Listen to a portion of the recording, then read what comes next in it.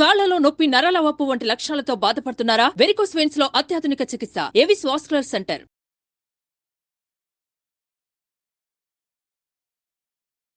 నమస్కారం, welcome to Suman TV. నేను గీతాంజలి. అఖండ ధనప్రాప్తిని కలిగించి శత్రునాశనం చేసి అకారణ భయాలను తొలగించే ఆ వారాహీమాత నవరాత్రులు జూలై 6వ తారీఖు నుంచి 14వ తారీఖు వరకు రాబోతున్నాయి. అసలు ఈ గుప్త నవరాత్రులను ఎవరెవరు ఆచరించవచ్చు, అమ్మవారిని ఎలా ఆరాధించాలి, ఏ విధమైన పూజను చేయాలి, ఎటువంటి నైవేద్యాలు అమ్మవారికి సమర్పించాలి, ముఖ్యంగా నవరాత్రులు అంటే 9 రోజుల పాటు ఒక్కొక్క రోజు అమ్మవారిని ఏ విధంగా ఆరాధించాలో మీకు తెలియజేసే ప్రయత్నం చేస్తున్నాం. ఇప్పటివరకు ఈ వీడియో అంటే ఇటువంటి ఇన్ఫర్మేషన్ మీరు ఎక్కడా చూసి ఉండరు. వారాహి అమ్మవారిని ఎలా పూజించాలి ఇవి మాత్రమే మీకు తెలిసి ఉంటుంది. కానీ ప్రత్యేకంగా మీకు చాలా విలువైన సమాచారాన్ని అందించాలనే ఉద్దేశంతో ఈ కార్యక్రమాన్ని ఏర్పాటు చేశాం. అమ్మవారి గురించి అలాగే ఏ విధంగా మనం అమ్మవారిని ఆరాధించాలో ఈ విశేషాలు తెలియచేయడానికి ప్రస్తుతం మనతో పాటు ఉన్నారు ప్రముఖ జ్యోతిష్యులు నందిబట్ల శ్రీహరి శర్మ గురువు గారు. వారితో మాట్లాడి మరిన్ని విషయాలు తెలుసుకుందాం. గురుగారు నమస్కారం అండి. వాగర్థ వివసంపృక్తౌ వాగర్థ ప్రతిపత్తయే జగతః పితరౌ వందే పార్వతీ పరమేశ్వరౌ. సదాశివసమారంభాం శంకరాచార్య మధ్యమాం అస్మదాచార్య పర్యంతం వందే గురు పరంపరాం. ఆదిత్యాయ చ సోమాయ మంగళాయ బుధాయ చ గురుశుక్ర శనిభ్యశ్చ రాహవే కేతవే నమః. శృంగేరి పీఠాధిపతులకి, కంచి పీఠాధిపతులకి నమస్కారములు తెలియజేసుకుంటూ కార్యక్రమాన్ని ప్రారంభిద్దాం. గురుగారు, వారాహి నవరాత్రులు ఇక్కడ అంటే ఎక్కడ విన్నా ఇప్పుడు ఇవే అమ్మవారి గురించే వినిపిస్తోంది. జూలై 6వ తారీఖు నుంచి 14, 15వ తారీఖుతో ముగుస్తున్నాయని చెప్తున్నారు. అయితే అమ్మవారి ఉగ్రదేవత, ఆవిడ్ని పూజించే విధానం చాలా ప్రత్యేకంగా ఉంటుంది. పూజ చేయాలంటే ఇన్ని నియమాలు పాటించాలని రకరకాలుగా అందరూ చెబుతూ ఉన్నారు. అయితే మీరేమైనా చెప్తారు? ప్రధానంగా అమ్మవారిని అసలు ఎలా పూజించాలి? అమ్మవారు ఉగ్రదేవత కాబట్టి శాంతించే రకంగా పూజ చేయాలా, ఇంట్లోనే పూజ చేసుకోవచ్చా, కేవలం ఆలయాల్లో చేయాలా, ఇంట్లో చేస్తే ఎలా చేయాలి, అసలు ఎవరు పూజను ఆచరించాలి, మహిళల పురుషుల, ఇలా ఎన్నో సందేహాలు ఉన్నాయి. వాటిని నివృత్తి చేయగలరు? తప్పకుండానమ్మా.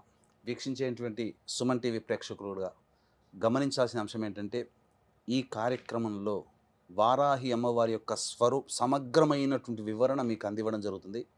ఇంతవరకు సుమన్ టీవీ ప్రేక్షకులు చాలా అదృష్టవంతులు అని చెప్పవచ్చు. ఎందుకనంటే ఇంతవరకు ఏ ప్లాట్ఫామ్ మీద కూడా సోషల్ మీడియాలో చాలా విషయాలు చెప్పుకోలేదు. కానీ మనం ఈ కార్యక్రమంలో అమ్మవారికి సంబంధించినటువంటివి చాలా విషయాలు మనం తెలుసుకోబోతున్నాం. అమ్మవారికి ఇప్పటి వరకు మీరు కని విని ఎరగనటువంటి, అనగా చాలా పురాణాల్లో రహస్యోక్తంగా అమ్మవారిని పూజించిన వారు ఏ ఏ పదార్థాలతో పూజించారు, నైవేద్యం పెట్టారు, ఏ విధంగా అర్చన చేసుకున్నారు, ఏ ఏ విధంగా అమ్మవారిని ఉపాసన చేశారు, ఎటువంటి ఫలితాలు పొందారు అనేటువంటి విషయాన్ని ఈ రోజున నాకు అమ్మవారు పలికించినటువంటి జ్ఞానాన్ని వీక్షించే ప్రేక్షకులు, మన సుమన్ టీవీ ప్రేక్షకుల కోసం తెలియజేస్తున్నానమ్మా.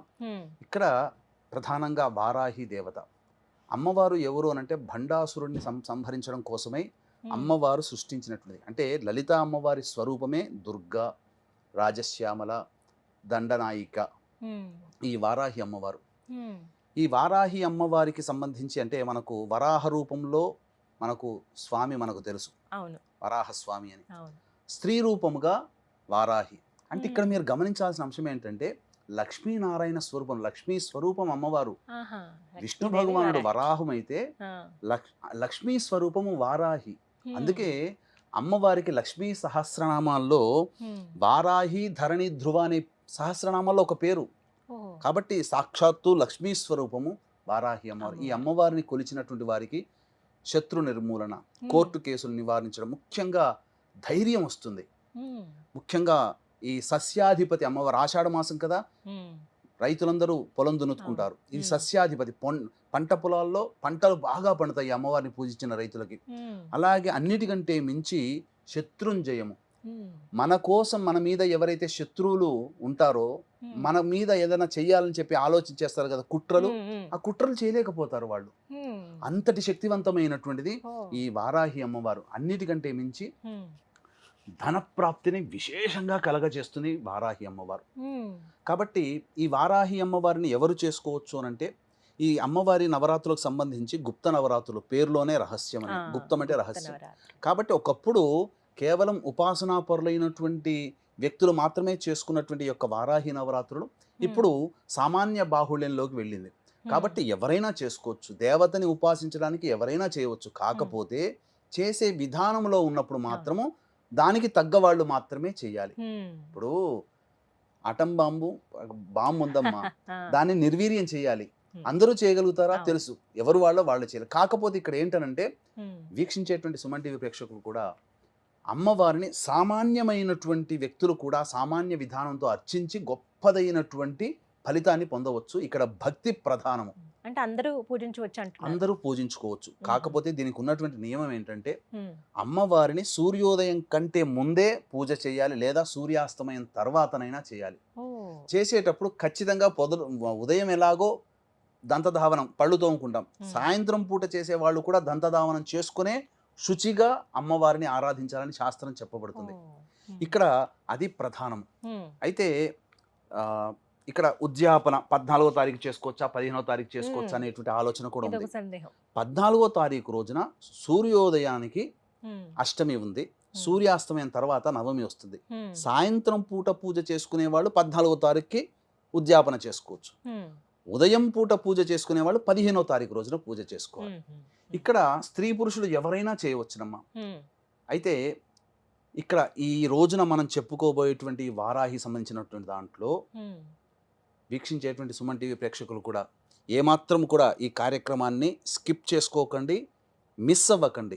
ఎందుకనంటే 9 నవరాత్రులలో 9 రోజుల పాటు సుమన్ టీవీ వాళ్ళు మీకు చక్కటి వివరణని ఇవ్వడానికి ప్రయత్నం చేస్తున్నాం. కాబట్టి ప్రతిరోజు అమ్మవారికి ఒక్కొక్క వారాహి రూపం ఉంటుంది. అంటే ఉదాహరణ చెప్పాలి అని అంటే ఉన్మత్త వారాహి, ధూమ్ర వారాహి, బృహత్ వారాహి, శ్వేత వారాహి, వార్తాళి వారాహి, దండని వారాహి, కిరాత వారాహి, ఇలా 9 రకాలైనటువంటి వారాహి దేవతలు ఉన్నారు. కాబట్టి ప్రతిరోజు ఒక్కొక్క రోజు ఒక్కొక్క అమ్మవారిని ఎలా కొలుచుకోవాలి. మొదటి రోజున అమ్మవారు ఏ రూపంలో ఉంటుంది, ఆ రూపాన్ని ధ్యానం చేసుకుంటూ ఆ అమ్మవారిని స్తుతించుకుంటూ పూజ చేయండి. పూజా విధానం కూడా మనం తెలియజేద్దాం. అలాగే రెండో రోజు అమ్మవారిని ఇలా ధ్యానం చేసుకొని పూజ చేయండి. రెండో రోజు ఎటువంటి ఫలితాలు కలుగుతాయి, మూడో రోజు పూజ చేస్తే ఎటువంటి ఫలితాలు, ఇలా 9 రోజులు పూజ చేస్తే మానవుడి యొక్క సకలాభీష్టాలు తొలగిపోవడానికి ఈ అమ్మవారి యొక్క నవరాత్రులు చాలా మేలు చేస్తుందని చెప్పవచ్చు. ఇక మనం వివరాల్లోకి వెళ్ళినట్లయితే ప్రధానంగా ఈ అమ్మవారిని గర్భవతులు చేసుకోవచ్చు అనే ఆలోచన కూడా ఉంటుంది. అయితే కొన్ని ఆచార ప్రకారం అమ్మ 5వ నెల పడిన తర్వాత పురిటి సూతకంతో సమానం, కొన్ని ఆచారాల ప్రకారం 7వ నెల పడిన తర్వాత పురిటి సూతకం సమానం. కాబట్టి దీన్ని మీ యొక్క ప్రాంతీయ ఆచారాన్ని దృష్టిలో పెట్టుకొని మీరు ఈ గర్భవతులైన వాళ్ళు కూడా ఈ విధంగా ఆచరణ చేసుకోవచ్చు, మైల రానంత వరకు. ఇక పురుషులకు కూడా ప్రత్యేకంగా ఉన్నటువంటి అమ్మవారు కూడా ఉంది వారాహిలో. ఆ రోజున పురుషులు చేస్తే విశేషమైన ఫలితం వస్తుంది. కాబట్టి అవన్నీ వివరాలు మొదటి రోజు, రెండో రోజు ఇలా మీకు ఒక సిరీస్ 9 రోజుల సిరీస్గా మీ యొక్క కార్యక్రమం అనేటువంటిది ఉంటుంది. కాబట్టి వీక్షించేటువంటి ప్రేక్షకులు గమనించగలరు. మొత్తం ఎన్ని అలంకారాల్లో కనబడతారు? అన్ని అలంకారాలు అమ్మ మొత్తము 10 రోజుల పాటు చేసుకోవాలి. 9 రోజుల పాటు 9 రకాలైనటువంటి నైవేద్యాలు పెట్టుకోవాలి, 9 రకాలైనటువంటి అర్చనలు ఉంటాయి. అలాగే అంటే మానవులందరూ చేసుకునేదే. అన్నిటికంటే ప్రధానమైనటువంటిది భక్తి ఇక్కడ. అయితే చాలా మంది విగ్రహం పెట్టుకోవచ్చా లేకపోతే ఫోటో పెట్టుకోవచ్చా అంటారు. ఫోటోనే పెట్టుకోండి అమ్మ. విగ్రహం పెట్టుకుంటే ఆ విగ్రహానికి తగ్గట్టుగా చేసుకోవాలి. ఇంకో కొంతమంది అఖండ దీపం పెట్టుకోవచ్చా, మామూలు దీపం పెట్టుకోవచ్చు అంటే 9 రోజులు కాపాడగలిగేటువంటి శక్తి ఉంటే 9 రోజులు అఖండ దీపం పెట్టుకోండి, లేదా సామాన్యంగా దీపారాధన చేసుకోవచ్చు. దీపారాధన కూడా ఏ విధమైనటువంటి దీపారాధన చేసుకోవాలో మనం తెలుసుకుందాం. ఇంకా చెప్పాలి అని అంటే ఇక్కడ ప్రధానంగా అమ్మవారికి ధూపం అంటే చాలా ఇష్టం.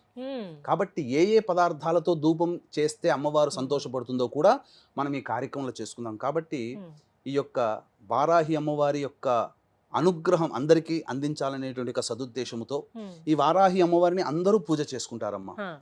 ఈ యొక్క వారాహి అమ్మవారికి సంబంధించి పూజ చేసేటప్పుడు మనం చెప్పుకున్నాం కదా, 12 నామాలని శక్తి ఉంటే 108 సార్లు 12 × 108 సార్లు ప్రతిరోజు పారాయణం చేయడం, లేదా 54 సార్లు, లేదా కనీసం 27 సార్లైనా 12 నామావళిని పారాయణం చేయాలి.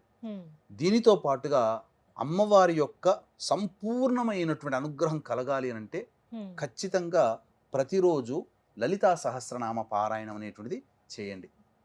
గురుగారు, హోమం నిర్వహిస్తున్నామని చెప్పారు జూలై 15వ తారీఖున, ఆ వివరాలు తెలియచేయండి. జూలై 15వ తారీఖు రోజున ఈ వారాహి సంబంధించి భగవంతుడు అనుగ్రహిస్తే 9 రకాలైనటువంటి వారాహి అమ్మవారి యొక్క హోమాది కార్యక్రమాలు చేయించడం జరుగుతుంది. లేదా ఖచ్చితముగా వారాహి అమ్మవారి హోమము, ప్రత్యంగిర హోమము, బగళాముఖి హోమము, రాజశ్యామల హోమములు ఖచ్చితంగా కేవలం 1500 రూపాయల రుసుముకుతో ఈ యొక్క హోమాది కార్యక్రమాలు జరిపించడం జరుగుతుంది.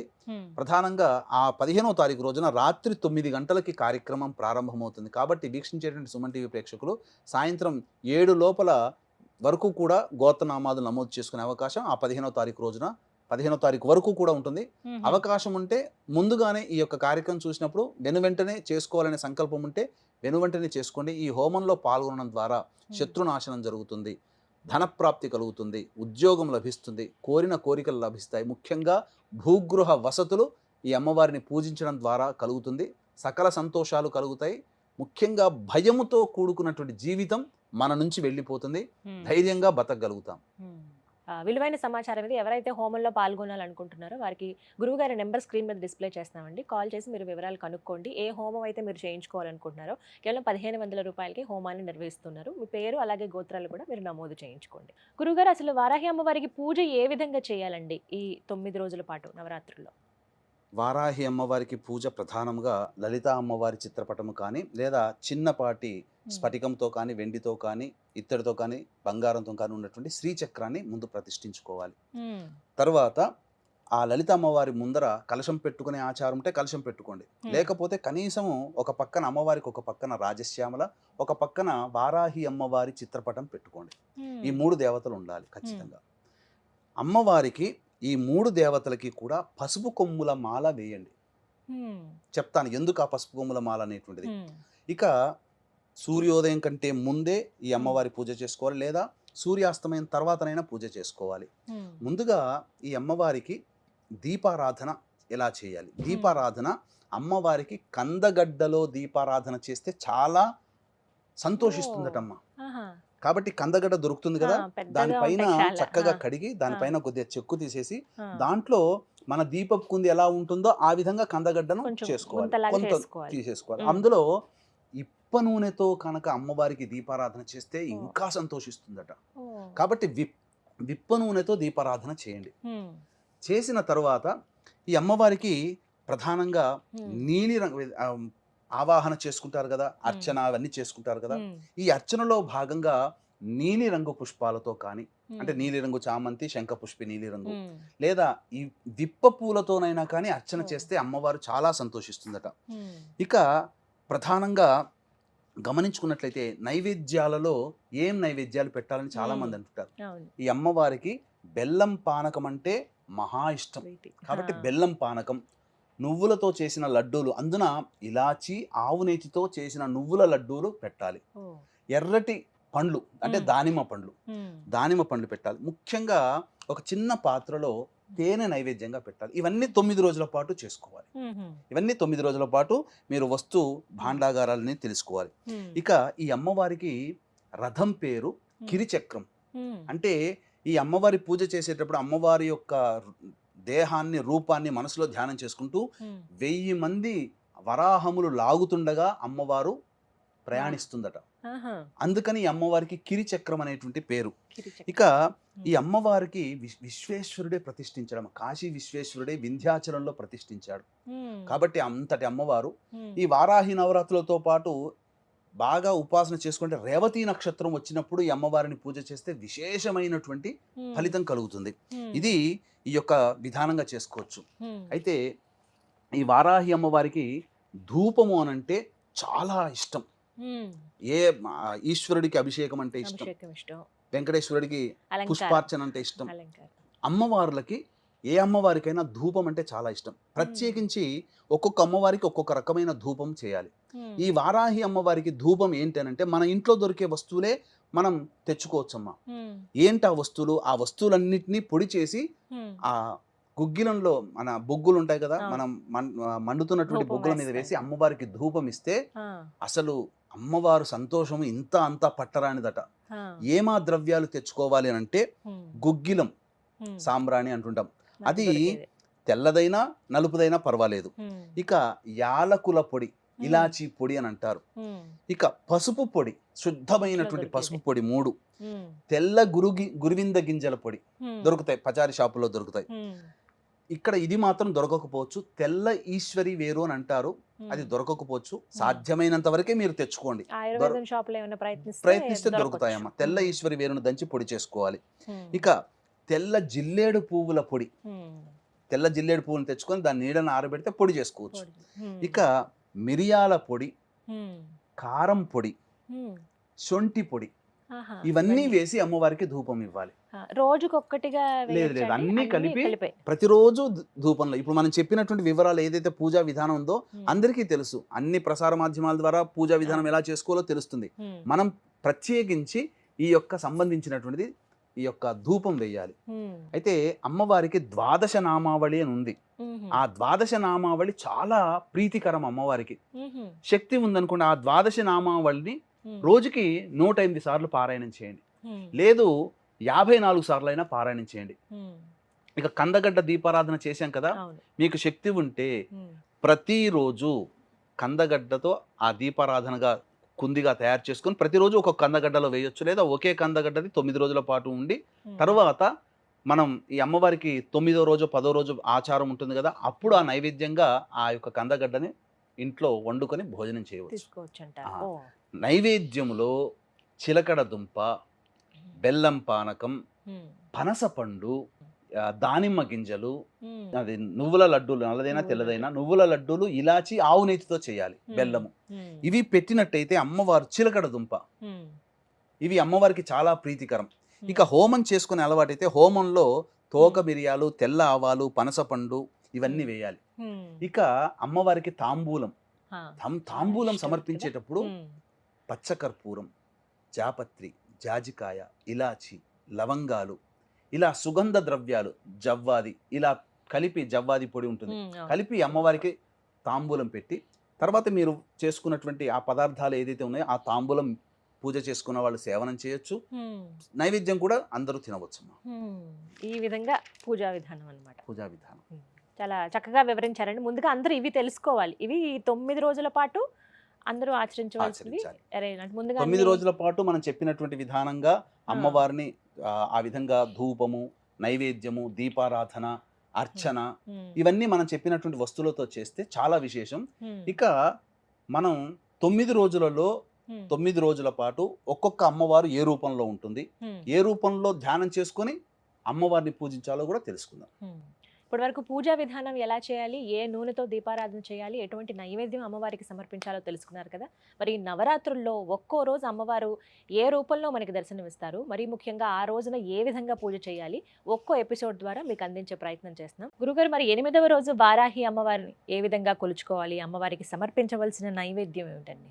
8వ రోజున ఈ వారాహి అమ్మవారిని వార్తాళి వారాహి రూపంలో కొలుచుకోవాలి. వార్తాళి వారాహి అమ్మవారిని లక్ష్మీ రూపంలో కూడా ఈ అమ్మవారిని ఆరాధన చేస్తారు, విశేషమైనటువంటి ఫలప్రాప్తి.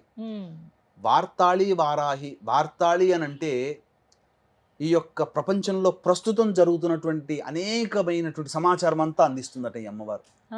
అంటే దీని అర్థాన్ని మనం ఎలా చేసుకోవాలంటే, మనం ఈ పూజ చేయడం, ఈ అమ్మవారిని 8వ రోజున ఈ యొక్క భావంతో పూజ చేయడం వల్ల మనకు ఎదుటి వాళ్ళు ఏమనుకుంటున్నారో, ఏ విధంగా మన గురించి ప్రతిస్పందిస్తారో, లేకపోతే వాళ్ళు కష్టాలు ఉన్నాయా, మంచిగా ఉన్నారా అని వాళ్ళ యొక్క విషయాలు మనకు గోచరం అవుతాయి. అంటే ఏం చెవిలో చెప్పరు, ఏం కాదు, కానీ మన ఊహకు అందుతాయి. భర్త ఇంటికి రాగానే ఈరోజు చూడగానే స్ఫురిస్తుంది, ఏంటి ఈరోజు ఆఫీస్లో బాగా కష్టం ఎక్కువైందేమో అని ఆటోమేటిక్గా స్ఫురిచ్చేస్తుంటుంది. పిల్లలు ఇలా అన్నమాట. ఇలా వర్తమానంలో జరిగేటువంటి సంఘటనలు మనుషులకి స్ఫురిస్తాయి.